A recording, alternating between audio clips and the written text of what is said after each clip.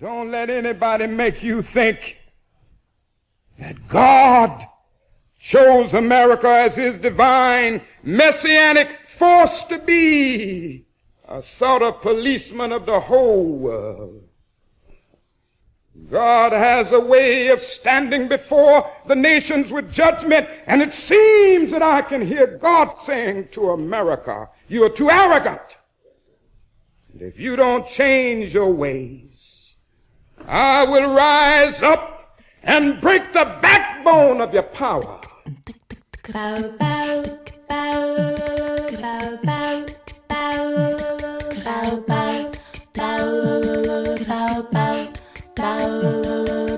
Hotep, which in the language of ancient Egypt means we come with justice in peace. Welcome to Freedom Now, a Saturday Pan-Africanist and Internationalist World Affairs program. Freedom Now is committed to the principle of the rights of all peoples and nations to self-determination. We thank you deeply for your contribution to KPFK, which permits programs like Freedom Now to stay on the air. In this era of corporate acquisition and co-optation of all dissident media, we provide the microphone, challenging their corporate and racist point of view. So stay tuned for Agenda here at Freedom Now.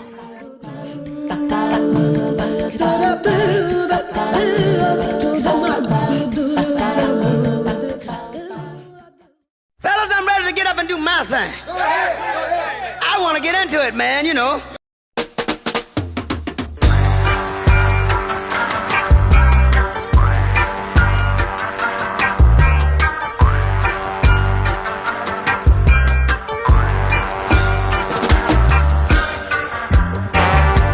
Peace, hoteps, and wisdom to all of our faithful and devoted listeners out there in the radio verse. This is Brother Brandon Sankara, and I want to start things off with a thank you to all of you listeners out there who keep on supporting Freedom Now through this latest season of Fund Drive. You keep us on our mission and allow us to bring you our agenda for today, Saturday, August 12th, 2023. We begin with our dear ancestor and Freedom Now founder, Baba Didan Kamathi, bringing us the African drumbeat historical calendar for the week, reminding us that every day is a day in African history. After that, author, historian, professor of African American Studies at the University of Houston, and Freedom Now co-producer, Dr. Gerald Horne, will be joined on the line by Professor Alyssa Sepinwall, professor of history at California State University in San Marcos, and author of the book, Slave Revolt on Screen, The Haitian Revolution in Film and Video Games.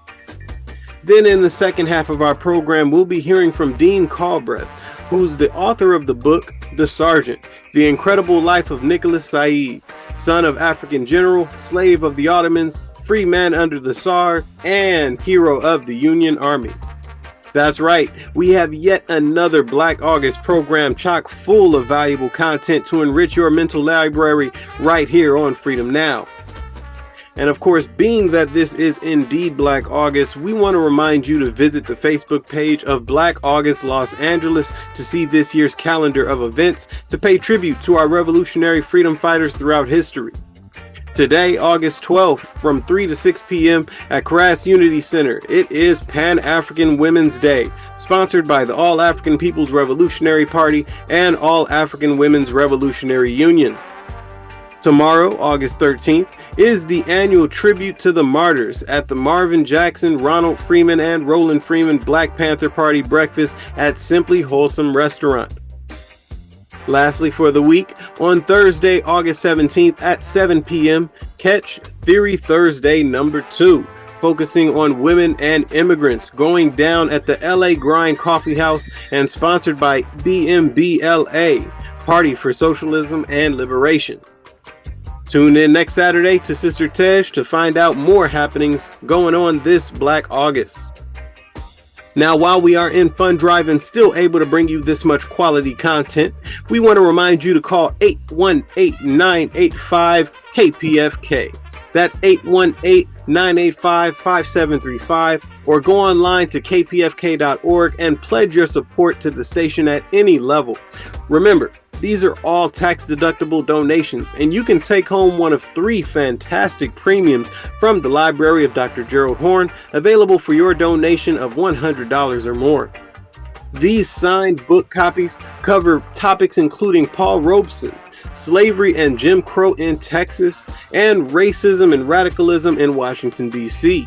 So hop on that phone line and call 818-985-KPFK. That's 818-985-5735 and make your pledge today to support our efforts here at Freedom Now.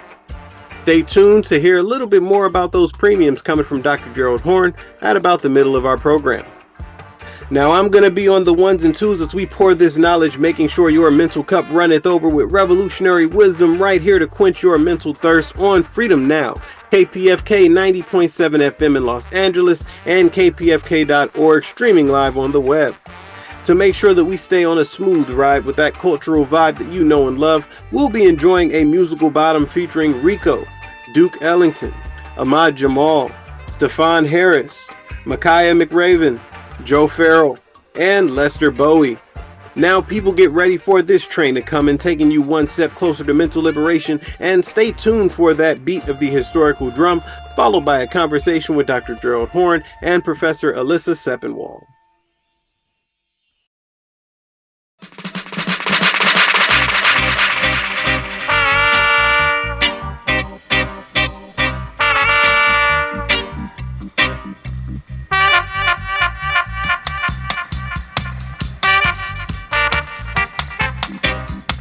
Hotep, this is Brother Dean Calbreath with Freedom's Now African Drumbeat Historical Calendar for the week of August 11th.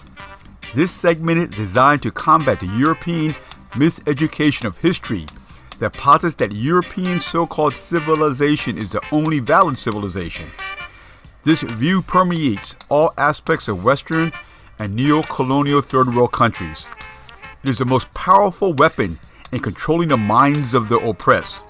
Hence the reason why we, the oppressed, the wretched of the earth, exist in a constant state of war and poverty.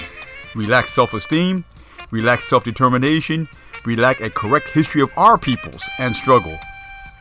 We pay tribute to the Honorable Marcus Mosiah Garvey, founder of the Universal Negro Improvement Association and African Communities League on This Is Earth Day. August 11th, 1968. The American Indian Movement was founded in Minneapolis, Minnesota by Clyde and Vernon Bellecourt and Dennis Banks.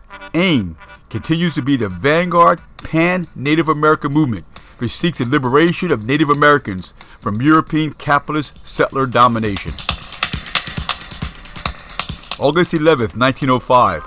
W.E.B. Du Bois, Monroe Trotter, and others meet in Canada to organize the Niagara Movement, the precursor to the NAACP. Their statement: we refuse to allow the impression to remain that the Negro American assents to inferiority, is submissive under oppression, and apologetic before insults. August 11, 1965, the Watts Rebellion occurs, a contemporary African resistance movement. Though disorganized, had a focus primarily against police brutality and the dreadful conditions facing Africans and other members of the unemployed, working class, and people of color.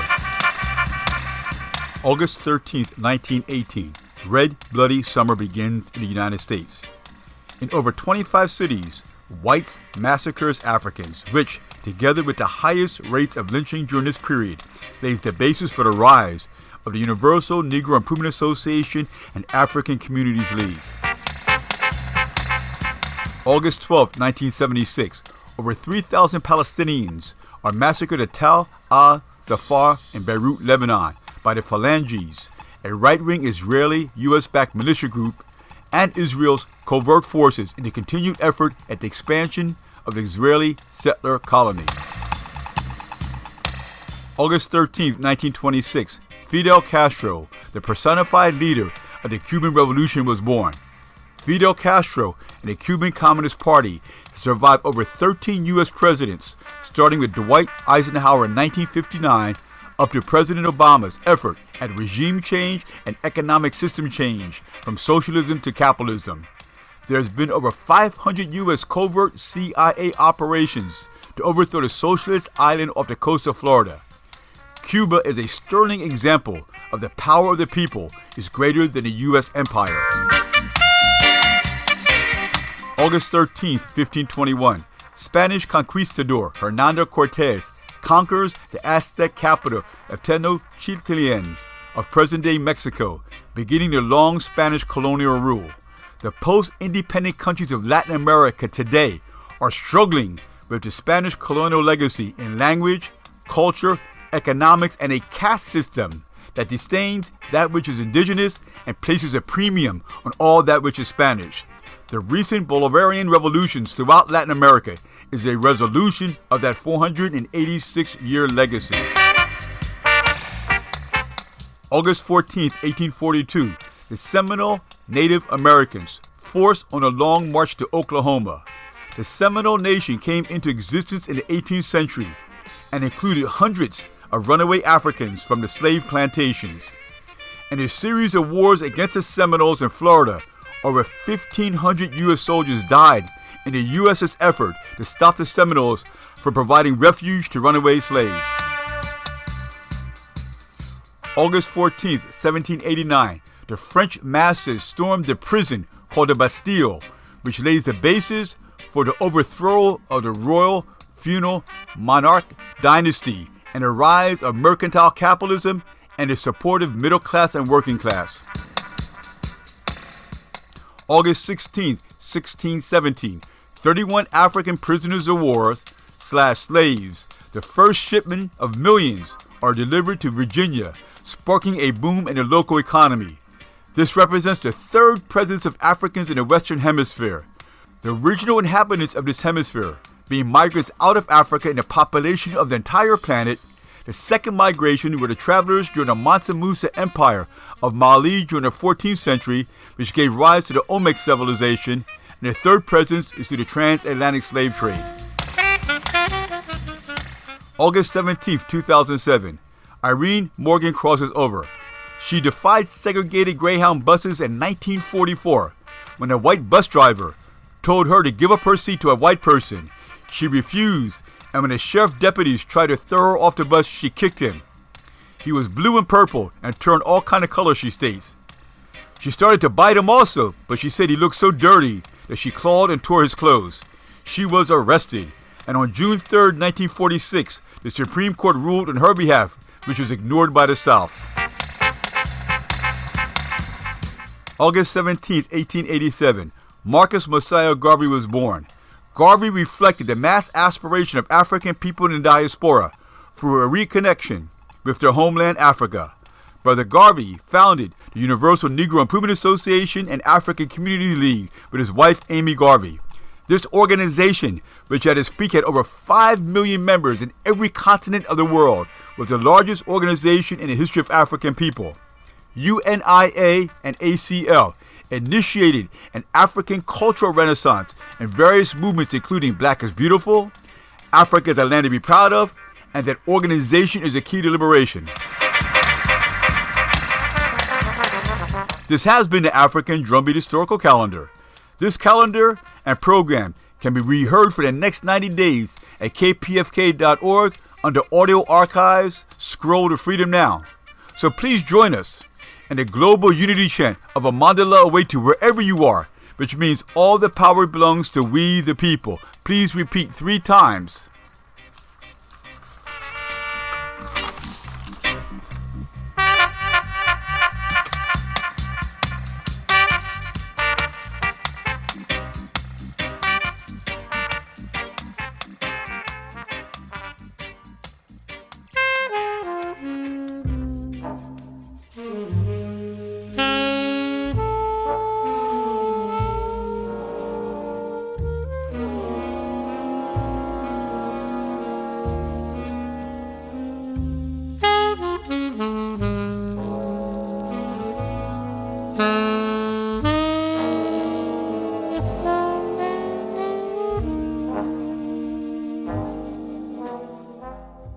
For Pacifica Radio, KPFK Los Angeles, Freedom Now, this is Gerald Horne.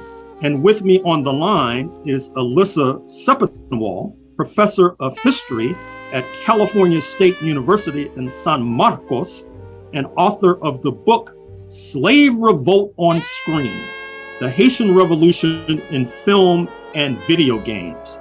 Thank you for joining us on Freedom Now, KPFK, Pacifica Radio, Los Angeles, Professor Sepinwall. Thank you so much, Professor Horne. It's an honor to be here with you. And it's an honor to have you. So why did you write this book? So I'm a historian of Haiti and of France. And one of the things that I've been interested in from the time that I was a graduate student is the way that marginalized intellectuals in the French Empire, whether they were Haitian or whether they were Jewish or whether they were women, responded to French universalism. And as I've been working more in the Haitian Revolution over the past 25 years, I see that it's a lot less well known than a lot of other revolutions of its time. So there's this question of how has it been silenced, that Michel Rolfe-Trouillot and others have been written about. And one of the places that I've been looking in my most recent research is at pop culture. I can critique textbooks and I can look at the way historians have left it out of their narratives, but a lot of people learn their history from their movie screens rather than from historiography. So I think the fact that there has not really been an epic film about the Haitian Revolution really helps contribute to its being silenced and marginalized. So the book looks at this question: why is it so hard to make a film about the Haitian Revolution in Hollywood? What is it about this story that has seemed so radioactive or scary to studio funders who are primarily white men?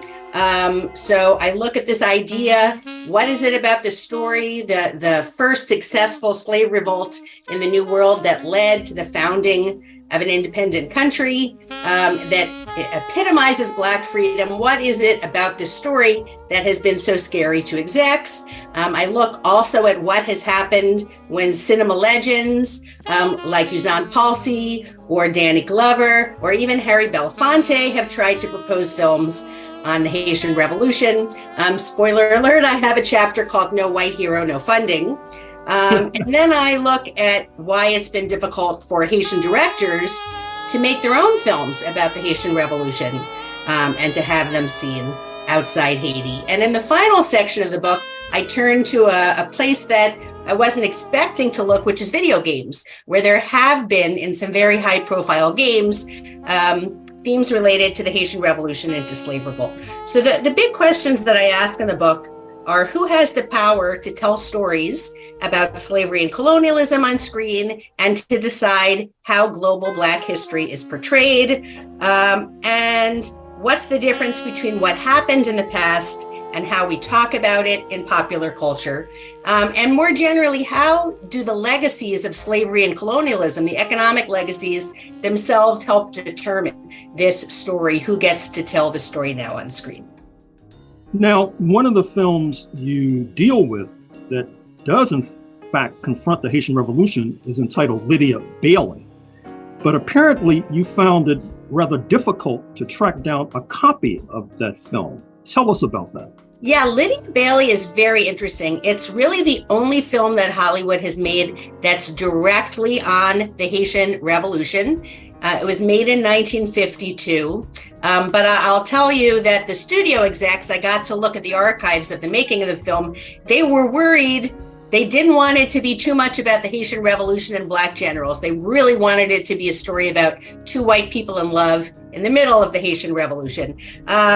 One of the reasons that the film has fallen into obscurity is that 20th Century Fox has not wanted to keep it available. I think that there are things in the film that are quite shocking. Even in 2023, you don't see this in a studio film. Okay, so let me tell you first how I found it. One of the things about my book that was a lot of fun to do is there are a lot of people who think that there's never been a film about the Haitian Revolution.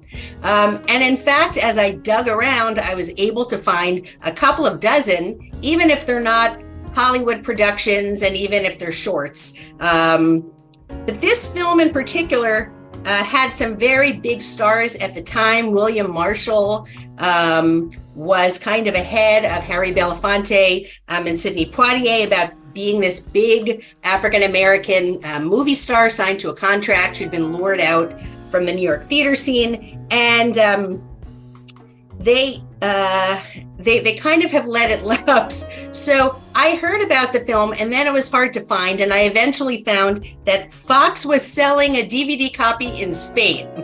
And the DVD copy in Spain had the original English also. So that was the way that I was able to see it. And it's a very strange film, Professor Horne. There are some things about it that are really radical. And I could talk about the context of this time in terms of post-war white leftist writers trying to make a statement about decolonization and racism in the late 1940s and early 50s. But there are also some things that are very offensive. So basically you get these two Americans who show up in Haiti. It's in the middle of the revolution. The American guy ends up becoming friends with Toussaint Louverture, trying to help him save the revolution. And he says things that you would not expect an American to say on screen in the early 1950s, justifying, for instance, killing white men because of how they've treated enslaved Black people. And that seems very shocking. But there are other things in the film that definitely are racist, as I talk about in my book. Now, what about Burn, starring Marlon Brando, directed by Pontecorvo, the famed Italian director who also was behind the Battle of Algiers, which was used by the Black Panther Party in political education? Burn seems to check the box with regard to having a major white star, speaking of Marlon Brando. Yes. But talk to us about that film.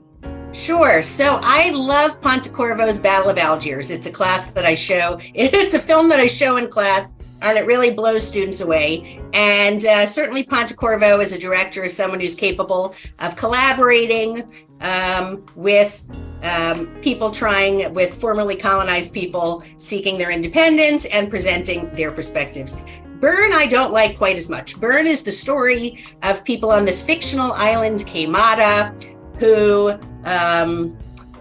are kind of goaded into having a revolution by Marlon Brando's character and manipulated, but eventually they push him aside. And so there are things about it that are very good. It's a film that I've always taught with, but I think that it falls into this category of needing some kind of white hero, or in this case, a white anti-hero, without which enslaved people wouldn't have been able to organize a revolution. So there are definitely things about the film that I find problematic.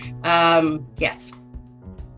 Now, one of the few recent films that at least invokes the Haitian Revolution is Top 5, with Chris Rock both starring and being behind the production. Talk to us about Top 5. Sure. I really love Top 5, Professor Horne. I was thinking about writing this book and critiquing the way that Hollywood ignores the Haitian Revolution. When I found out about this film, I have to credit my friend, Professor Phil Kaisery, who's also working on a book about slavery right now. And in this film, Chris Rock plays an actor, director, writer named Andre Allen, who has made a film on the Haitian Revolution as a kind of passion project, and it is a huge flop. He's better known, this character, Andre Allen, for portraying a bear, a kind of silly bear named Hammy the Bear, who works with the police, and people just want him to be the silly Hammy the Bear character instead of seeing a film about the Haitian Revolution and slave revolt, which are topics that they've never heard of the Haitian Revolution. And one of the kind of white media characters in the film that he visits says, why would white people want to see a film about thousands of their own kind being killed? So the film kind of examines how you can't make this kind of film in Hollywood. And I argue also in my book that Chris Rock is a pop culture historiographer. He's reflecting the ideas of Michel Rolfe-Trouillot in his book, Silencing the Past, and talking about the kinds of things that Hollywood is okay talking about with Black history and the kinds of things you can't. Now, for the last few minutes, you've been talking about why it is so difficult to make a film, at least in Hollywood, concerning this grand Haitian Revolution, and you've discussed Hollywood's near silence about this epical event. Perhaps you could take a moment or two to reflect more deeply on why that's the case. So So again, this comes back to my chapter, No White Hero, No Funding. There's a structural issue in Hollywood.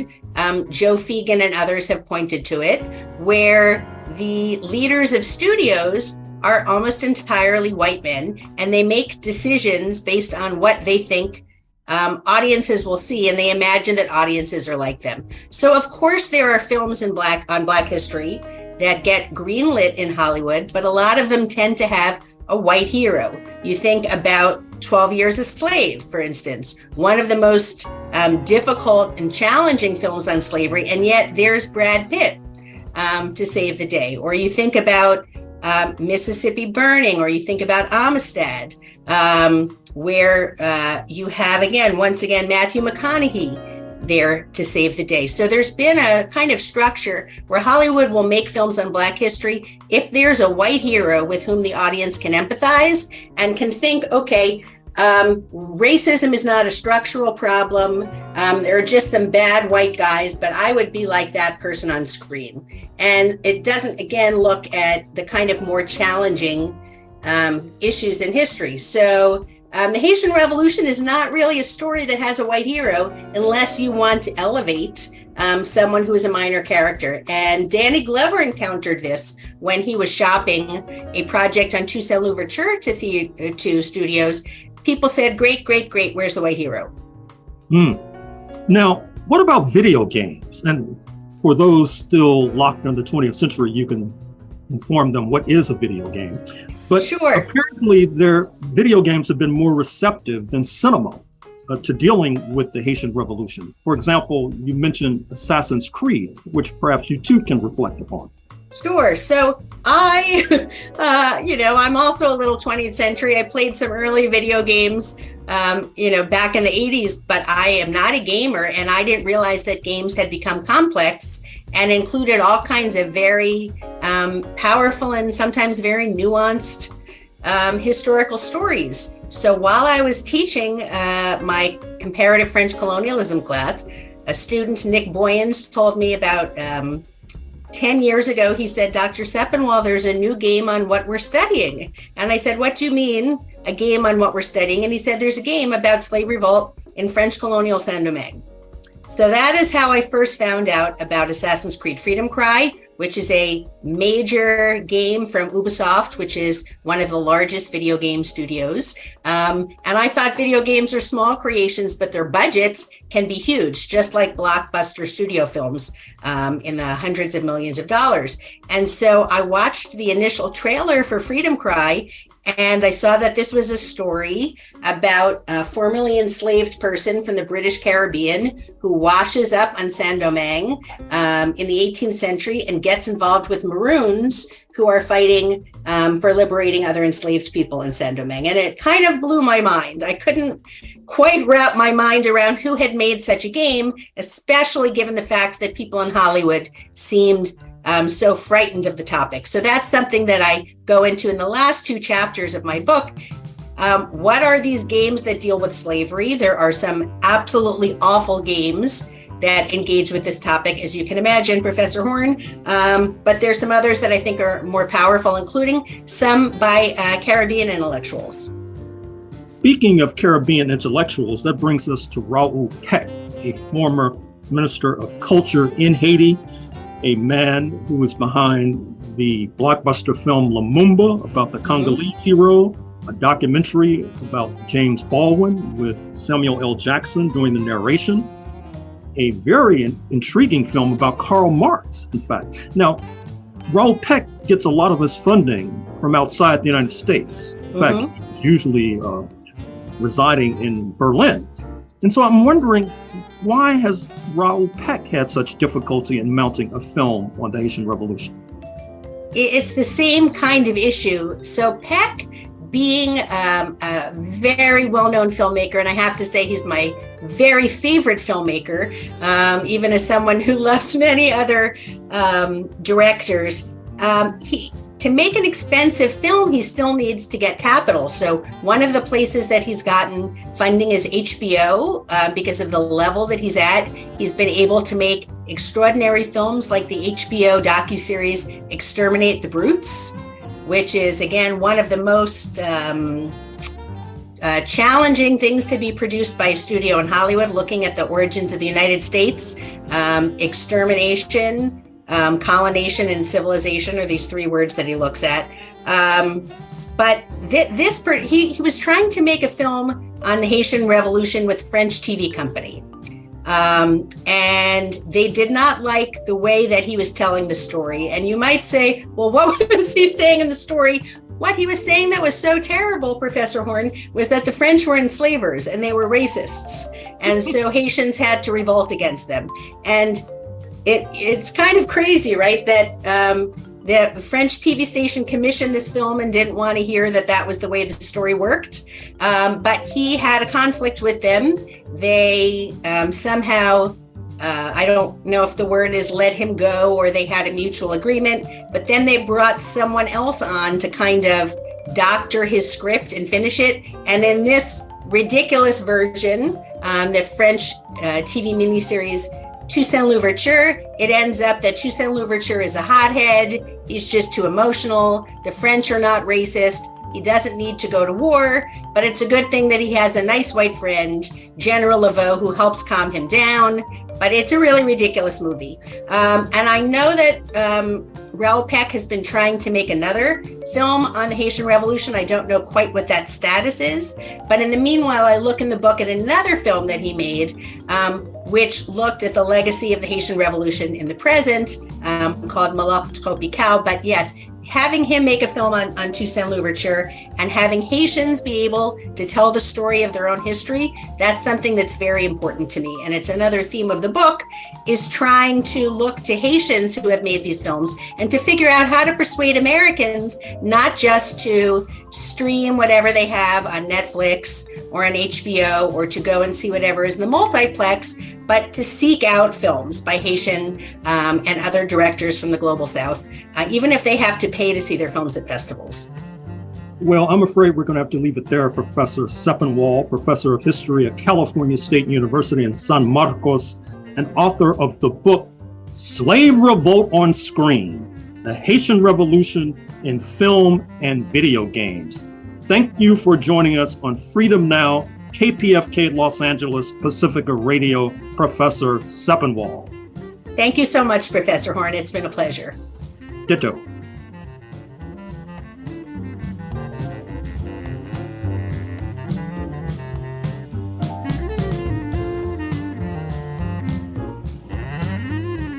Special thanks to Professor Sepinwall for sharing her hard-earned knowledge with us. Where else can you get such quality content, context, and historical perspective other than Freedom Now?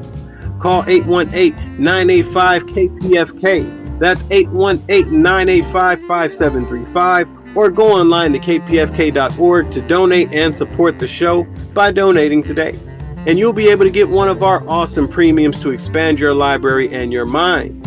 You can bring home Dr. Gerald Horne's book, Paul Robeson, The Artist as Revolutionary, focused on the life of this legendary athlete, singer, actor, and political activist. But that's not all.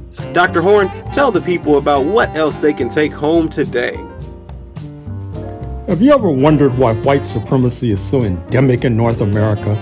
Have you ever wondered how and why North America not only wound up with so many enslaved Africans on these shores, but how and why it perpetrated genocide against the indigenous while looting Mexico? Have you ever wondered why and how so many Europeans wound up in North America and spearheaded an economic system, capitalism, that disproportionately benefits those settlers, all the while shouting from the rooftops that this is the greatest nation in the history of the world? Well, wonder no longer. We at Freedom Now have got you covered. For a mere $100, receive a signed copy of the book by Gerald Horne, The Dawning of the Apocalypse, The Roots of Slavery, White Supremacy, Settler Colonialism, and Capitalism in the long 16th century.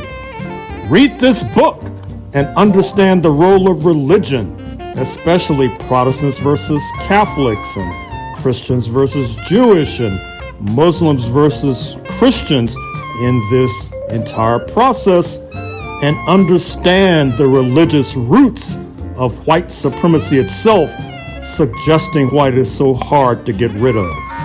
Read this book and understand the role of Africans and the indigenous in resisting, helping to shape the contours of this nation. So pick up the phone and dial 818-985-KPFK. That's 818-985-5735. But wait, there's more. Pledge $100 and get a new book by Gerald Horne, hot off the presses, Revolting Capital, Racism and Radicalism in Washington, D.C., 1900 to 2000. Understand how and why the capital of white supremacy, the capital of this empire, has intermittently had a black majority in its capital, leading to its nickname Chocolate City. Understand the role of Marcus Garvey's movement, the Communist Party, the Nation of Islam, unions, the Red Scare, and the Black Scare in shaping both Washington and national politics. Understand how the independence of Nigeria and Jamaica and the sovereignty of Ethiopia led directly to an erosion of U.S. apartheid, that is to say, U.S. Jim Crow. Understand how Black Washington has fought back against gentrification. Pledge $100 and receive a signed copy of Revolting Capital. But wait, there's still more. Pledge $180 and receive both books, The Dawning of the Apocalypse and The Revolting Capital, both for a mere $180, signifying your support for Freedom Now and the radical and revolutionary programming that we deliver every week. Thank you, Dr. Horne, and folks, there you have it. Call 818-985-KPFK. That's 818-985-5735, or go online to kpfk.org to donate right now and make your support for the show and the station felt. Now we're going to keep this train a-moving and send you back off to Dr. Gerald Horne, who's being joined on the line by author Dean Calbreath, right here on Freedom Now.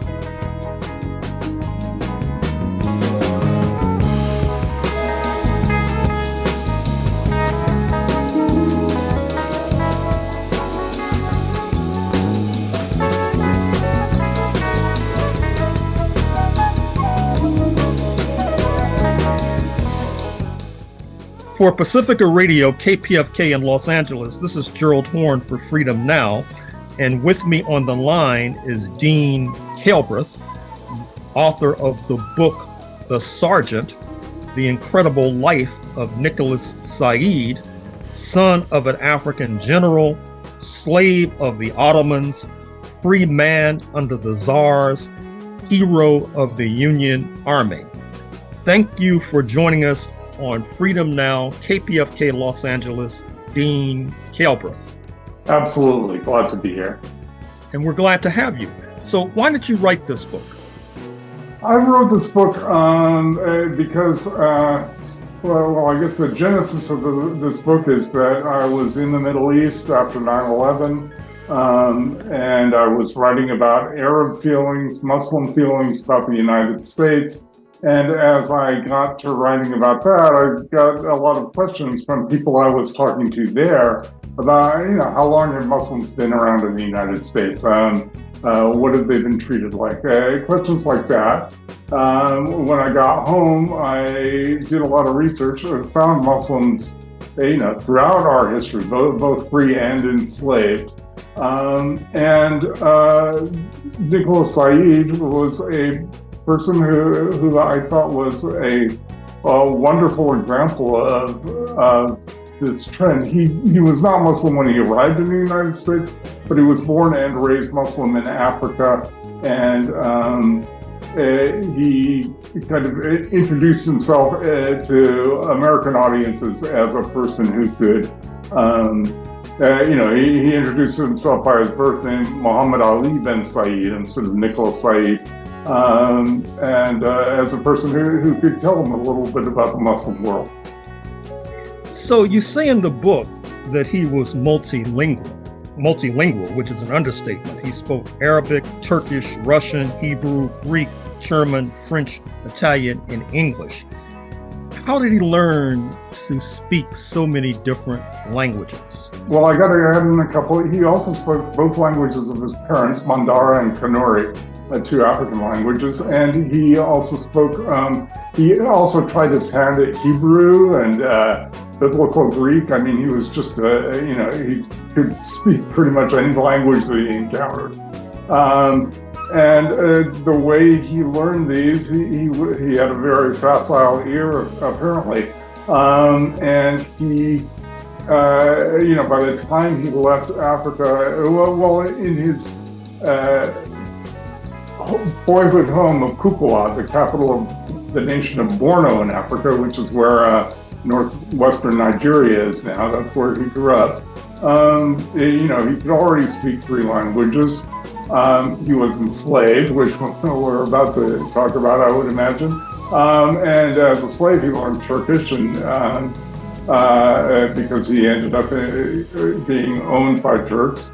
And then when he was freed by a Russian diplomat to Turkey, he learned Russian, and all of those other languages because the diplomat took him all over Europe, where he basically picked up every language of every country that he went to. So, speaking of being enslaved, as a young man, he was seized in what is now northern Nigeria and marched 1,900 miles north. Barefoot. Sorry? Barefoot through the Sahara. Well, that leads us to the point. Talk to us about that journey. Yeah, he was a child of privilege. He was a child. His father was the leading general in the Borno army. Borno was a nation that had been around for 1,000 years, and had a very well-respected army. His father was a general. His father was a governor of 6 provinces of the nation. So he'd grown up in a life of privilege. His family owned 150 slaves themselves. But when he was a young boy, about 13, 14 years old, he and his friends went up on a hunting expedition in the northern part of the country, and they got captured by, about 20 of them got captured by Tuareg, roving band of Tuareg bandits who took him and sold him into slavery. And, as was mentioned, he was forced to march, all this way up to Libya, which is where he first came under, ownership. He was first owned by a farmer who had him work in the fields. And he complained about that life. Under Islamic law, you're allowed to complain. You're allowed even to ask for a different employer, a different owner. Not that your owner is obliged to follow you. He asked for a different owner. He was sold to a Turk, which is what he asked for. He asked for a Turk because Turks were known for granting freedom eventually to their slaves after they earned allowances that would allow them to buy their own freedom. So he asked to be sold to a Turk. He ended up in Turkey as the slave of the Ottoman foreign minister at the time that the Turks were negotiating to keep from hostilities that ended up being the Crimean War between Turkey and Russia, with the French and the English helping the Turks. So he had a life of there were many levels of slavery in Turkey, in the Ottoman Empire, and in the Muslim world in general. And he had a fairly privileged life as a slave. I know that sounds hard to believe, but it is the way that things operated back then. His father was technically a slave, and yet his father was a commander, was a general, the leading general of the Borno army. His father was technically a slave of the sheep. So, as a slave, he had a fairly high position, and because of his education and intelligence, he was, the Russian ambassador in Turkey was very, very, impressed by him and ended up bringing him to Russia, where he was freed. Now, speaking of arriving in Russia, where he becomes a free man, according to your subtitle, who was Pushkin, and how does he figure in your story? Pushkin was, one of the leading poets, probably even today, one of the most treasured poets in Russian literature, a wonderful person whose grandfather had also been brought in as a slave who was freed in Russia. He was brought in from Turkey, born in Africa, not far from where Nicholas Said was born. And Peter the Great brought him in to Russia and trained him in the military arts. He became the third highest officer in the Russian army. And this was 1750. This is 200 years before the United States Army had an African-American general. So, the Russian army had this very high-class general, then his son was a general, and his son was Alexander Pushkin, who was, revered as a poet, just similar to Alexander Dumas in France, the author of the Three Musketeers, who was also the son of an African, a French African general. Mm-hmm.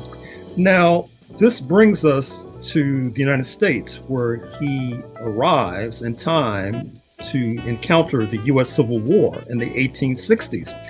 Talk to us about how he wound up in the United States and how he wound up fighting against slave owners in the United States of America. Sure. Excuse me. When Pushkin was in Europe, he was under basically a term of indentured servitude. He was, employed by a Russian prince and employed under the understanding that after 5 or 6 years, he would be allowed, to go wherever he wanted. He would be given his full freedom.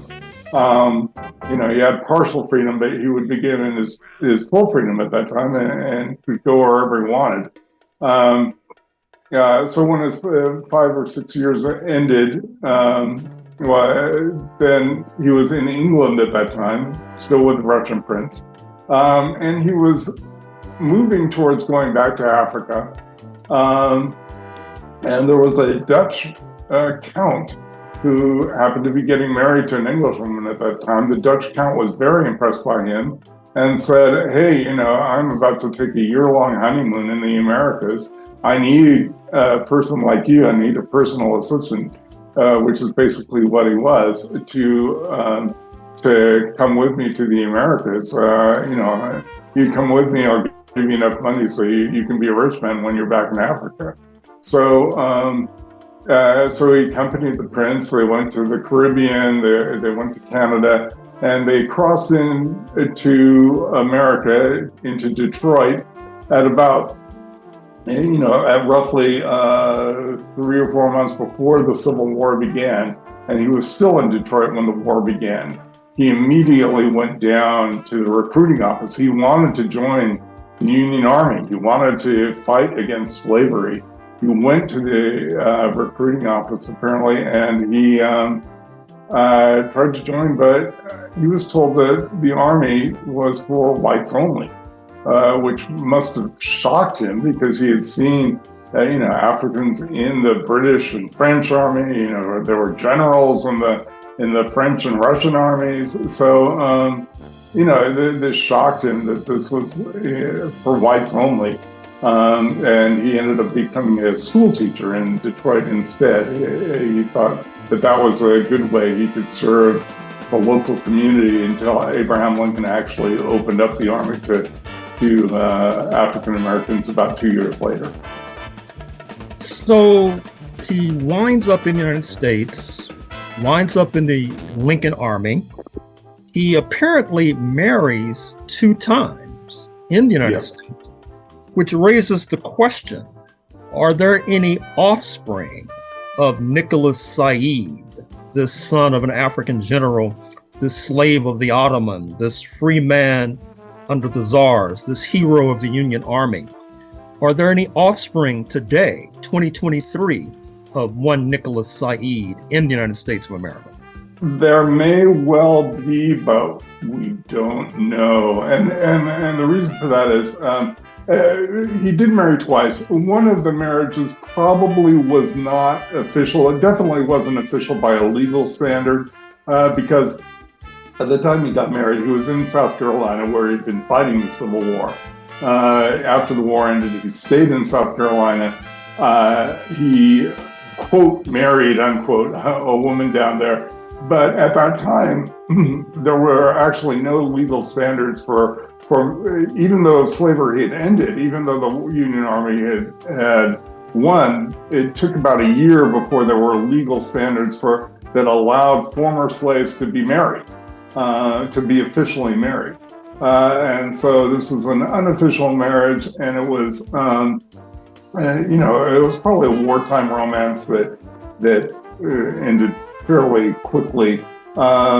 But after that, he became a very popular lecturer in the South, and he had an affair with a young woman in Georgia, and that resulted in him having a daughter who he probably never knew because he was on the lecture tour.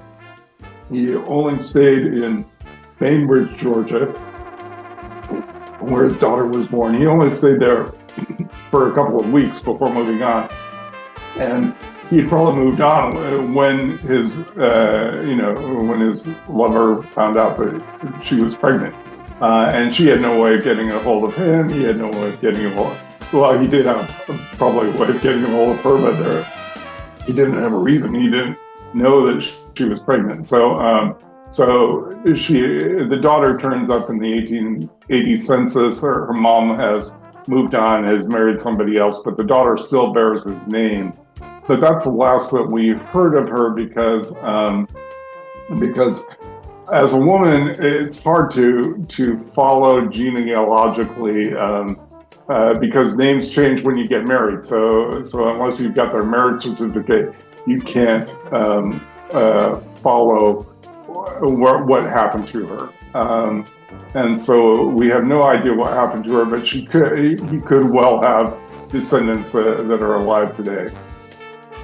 Finally, Dean Calbreath, author of the book, The Sergeant, The Incredible Life of Nicholas Said, son of an African general, slave of the Ottomans, free man under the Tsars, hero of the Union Army. You mentioned in passing the presence of Muslims of African descent in the enslaved population of the United States, perhaps upwards of 30%. How does that alter our traditional understanding of the African American population, for example? Sure. I mean, the image that was produced at the time by people who were trying to justify slavery. Oh, these people came from the jungle. They were living like animals. This was their rationale. And this is just not true. Even among non-Muslim populations, there were impressive governments. There were there were kingdoms, there were empires that these people had come from. And many of the people who had been captured as Muslims, many of them were highly educated. Some of them could, there were accounts of slaves in the Americas who could write the Quran from memory, write it in Arabic, which of course Americans didn't understand. They thought they were talking gibberish. But there was an impressive level of education that many of them had, and so I think that it gets left out of our history books a lot. The majority of slaves were not Muslim. It is somewhere between 15 to 30% who were, but again, even the ones who were not Muslim came from established societies, established kingdoms. We think that we kind of have developed this image that there were just these tribal societies, but their societies were far more complex than we give them credit for. Well, I'm afraid we're going to have to leave it there. Dean Calbreath, author of the book The Sergeant. Thank you for joining us on Freedom Now, KPFK Pacifica, Los Angeles. Absolutely.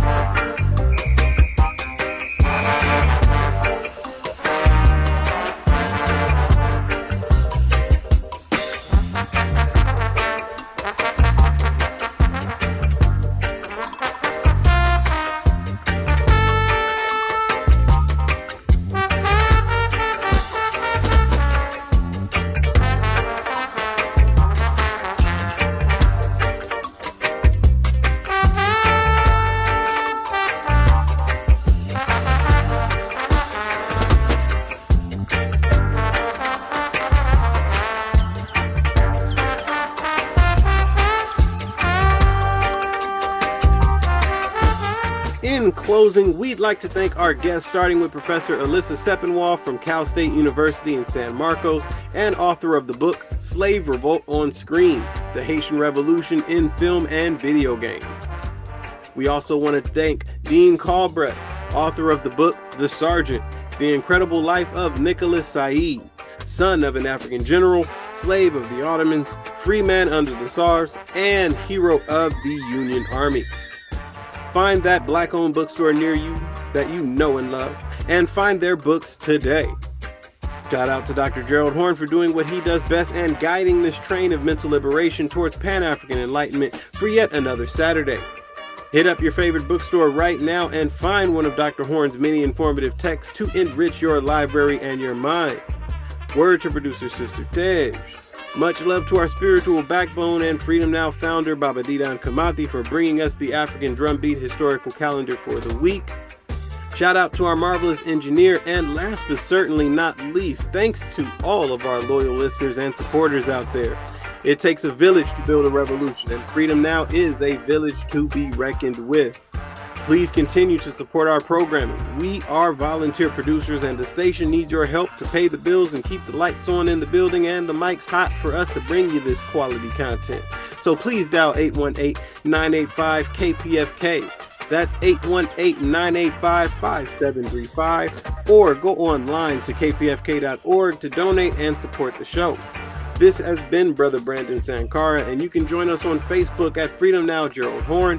You can email the program at freedomnow@kpfk.org, or go online to our audio archives at KPFK. Click on Audio Archive, scroll down to Freedom Now, and you'll be able to hear this program as well as 60 days worth of prior programming here at KPFK 90.7 FM.